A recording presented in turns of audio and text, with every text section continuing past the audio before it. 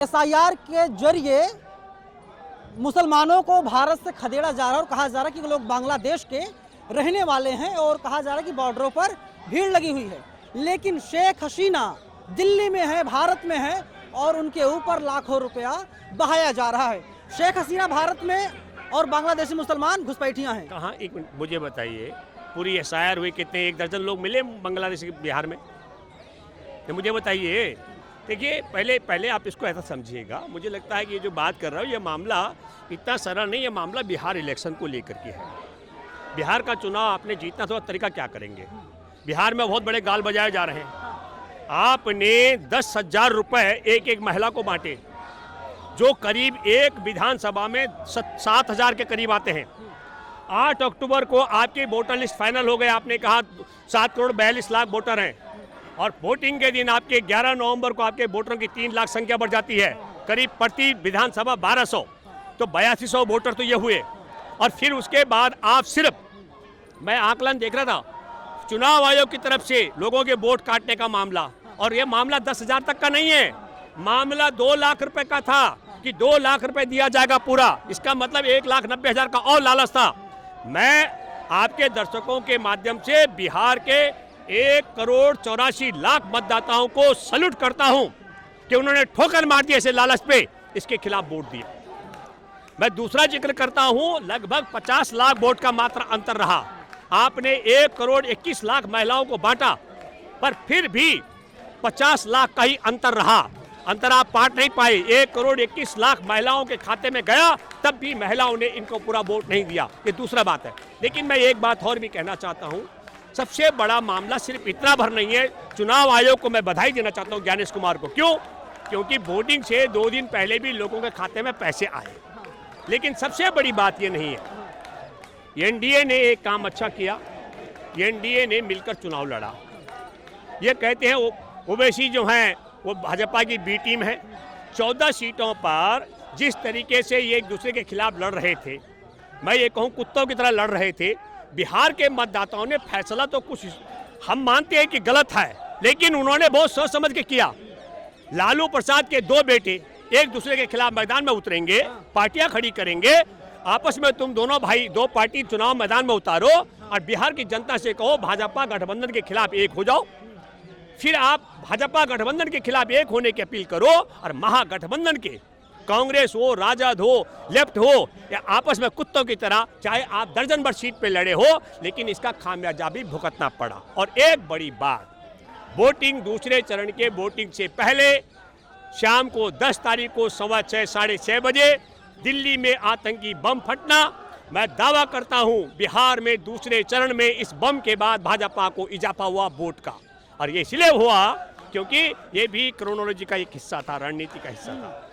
शेख हसीना भारत में है, सुन तो लीजिए सर, शेख हसीना भारत में है, फांसी की सजा सुना दी गई है।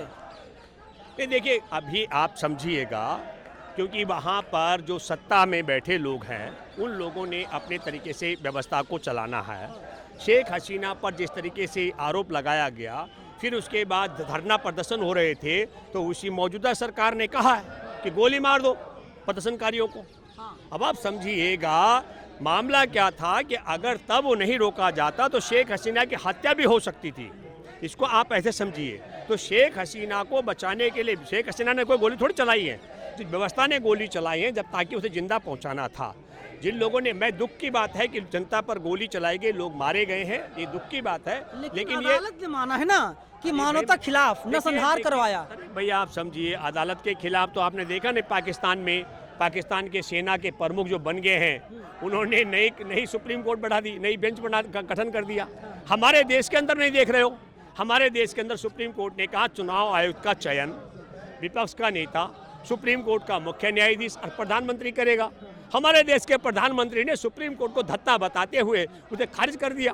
तो देखिए, ये सिर्फ बांग्लादेश का मामला नहीं है, अदालत के फैसले प्रभावित करने का मामला भारत में भी है। पाकिस्तान में ईमानदार जजों ने इस्तीफा दिया कि ये बहुत लोकतंत्र खत्म, जो बचा हुआ वो खत्म हो जाएगा। और मैं फिर कहना चाहता हूं कि निश्चित तौर पर बांग्लादेश का जो फैसला आया है वो अपीलिंग होगा और कुछ अच्छे ईमानदार जज होंगे, लेकिन जजों को भी अगर दबाव में लिया जाए तो फैसला कायम रह सकता है। और ऐसा भी हो सकता है कि ईमानदार जज हो तो फैसला बदल भी सकते हैं। अरे हमारे देश के अंदर क्या हुआ, सुप्रीम कोर्ट की संवैधानिक बेंच ने कहा कि आपने जो चंदा लेने के लिए इलेक्टोरल बॉन्ड बनाया है ये अवैध है। तो सवाल खड़ा होता है कि मान्यवर जजों, तुम्हारी इतनी हिम्मत हो गई कि तुमने कहा यह अवैध है, तो अवैध बॉन्ड से वसूली गई चंद रकम वैध कैसे हो सकती है, जब्त क्यों नहीं की गई? ये बड़ा सवाल है। देखिए आपको और हमको, देखिए आपका टीवी अखबार क्या बोलते हैं, देश के जो मेन स्ट्रीम्स को बोलते हैं, गोदी मीडिया को, भारत का प्रधानमंत्री राहत कोष होता है। देश में कोरोना आता है, वो प्रधानमंत्री राहत कोष का पीएम केयर्स का गठन करते हैं। देश और दुनिया की कंपनियों से पैसा, चीन की कंपनियों से पैसा लिया और उसे हजम करते हैं। अपना मामला, उनका व्यक्तिगत मामला है, वो सरकार का नहीं है। फिर आप अवैध 5.5 साल लगे भारत की सुप्रीम कोर्ट को यह पता करने में कि ये 1 करोड़ रुपए का चंदा भाजपा को कहां से आया। 5.5 साल में इलेक्टोरल बॉन्ड में पता लग पाया चंदा आया कहां से है। हाँ, लेकिन वो बॉन्ड रद्द किए, वो अवैध पैसा रद्द नहीं किया। तो ये सुप्रीम कोर्ट का फैसला, संवैधानिक बेंच का फैसला असंवैधानिक है, ये मैं दावे से कह सकता हूँ, गलत फैसला। मैं अगर जज होता, मैंने पैसा जब्त करना था और अवैध इलेक्टोरल बॉन्ड लाने वालों पर गिरफ्तार करके जेल में डलवाना था। ये 2 काम मैंने करने थे, तब पता लगता ना आपने फैसला किया। आपने कह दिया ये तो गलत है, तो गलत है तो कहाँ है गलत, पैसा जो वसूली हुई वो कहाँ है? तो आप समझिए, मैं ये बात कहना चाहता हूँ आपके दर्शकों को, भारत में भी सब जानते हैं, चाहे आप अवैध इलेक्टोरल बॉन्ड से वसूली का मामला हो, चाहे वो अनैतिक तरीके से पीएम केयर गठन का मामला हो, चाहे भारत के सरकारी संस्थानों को बेच करके उससे दलाली लेने का मामला हो, तमाम प्रक्रियाएं ऐसी हैं जहां से सिर्फ पैसा बटोरा जा रहा है। और पैसा बटोरने के लिए मैंने एक बहुत बड़ा आर्टिकल लिखा था। जब नरेंद्र मोदी प्रधानमंत्री बने तो नरेंद्र मोदी ने प्रधानमंत्री बनने के बाद भारत के मंत्रालय के सचिवों की एक मीटिंग बुलाई और उस मीटिंग में सभी सचिवों को क्या कहा, ये रहा मेरा एक मोबाइल नंबर।